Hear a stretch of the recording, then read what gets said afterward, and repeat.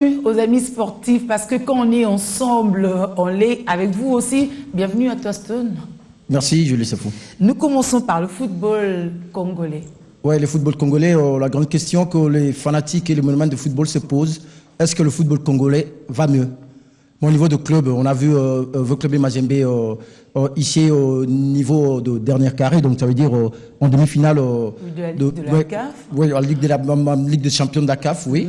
Mais la seule question qu'on se pose, il ne reste que 25 jours pour que les léopards de la RDC, seniors, affrontent les Lions indomptables du Cameroun. Mais j'aurais même appris que même par rapport au championnat de la CAF, il y a encore des choses à compléter, hein? Des choses à compléter, oui. Jean Fray et tout ça. Oui, non, là, tu veux parler sur le droit de diffusion. Oui, qui a suscité un tollé, mais en tout cas, je ne sais pas, c'est une polémique dans laquelle je ne voudrais pas que Buon se mêle. Pourquoi? Parce que, quelque part, je parie et je crois que nos confrères de Digital Congo n'ont pas tort.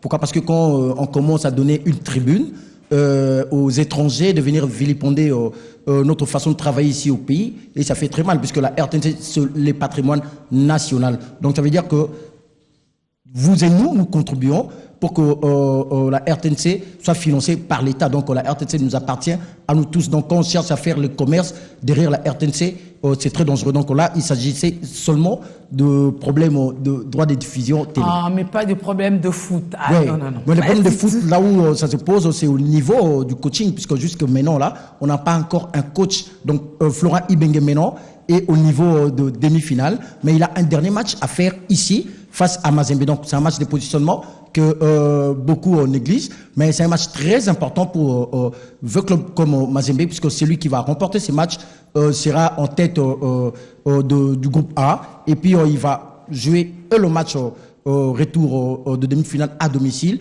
et si l'une des deux équipes congolaises s'est qualifiée pour la finale, même le match retour de la finale va se jouer ici au pays.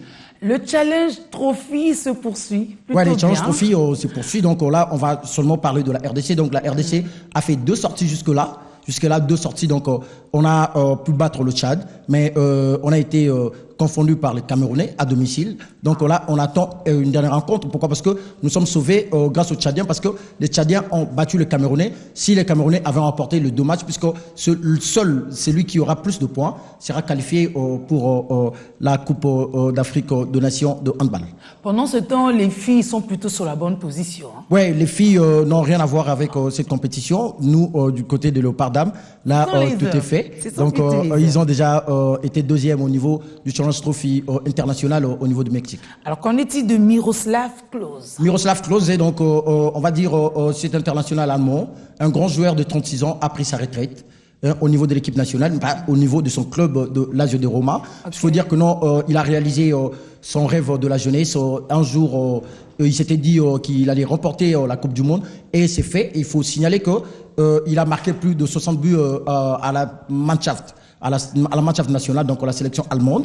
Il a marqué plus de 60 buts, c'est le meilleur. Et c'est le meilleur buteur de la Coupe du Monde de tous les temps. Donc, toutes les Coupes du Monde qu'il a joué, si on ressemblait, c'était avant Ronaldo. Mais non, c'est Miroslav Klose qui bat les records avec 16 buts. Wow. Et quant à Ahmed El Khatari, on dirait la même chose? Non. Ahmed El Khatari, c'était une étoile montante palestinienne. Mais malheureusement, il est mort le 8 août sous les bombardements israéliens au niveau de Gaza. Donc là où les bas blessent, ni la FIFA, ni l'UEFA, personne n'en a parlé. C'est vrai. Oui, puisque nous voulons la paix. Donc même le football, c'est un meilleur facteur pour réunir tout le monde. Mais quand un footballeur comme ça là attrape la mort dans son fief, ça fait mal. Et on voudrait bien voir les décideurs footballistiques parler et chercher à avoir la paix au niveau du Moyen-Orient, puisque il y a trop de morts au niveau de Gaza. Oui, en tout cas, on espère bien qu'ils fassent quelque chose, parce que très souvent, ce que la FIFA, c'est qu'on ne se mêle pas de ce qui est politique. Et puis les politiques non plus ne s'ingèrent pas dans le foot et tout. Oui, les politiques ne s'ingèrent pas dans ce qui concerne le sport en général, mais le contraire est possible, puisqu'on a vu à l'époque, il y avait la crise entre l'Iran et les États-Unis. Ils se sont rencontrés, ils ont joué, ils se sont même salués la main. C'était un signal fort pour la paix dans le monde. Donc je crois que la mort de Ahmed El Khatari pourra pousser et les Israéliens et les Palestiniens de fumer les calumet de la paix.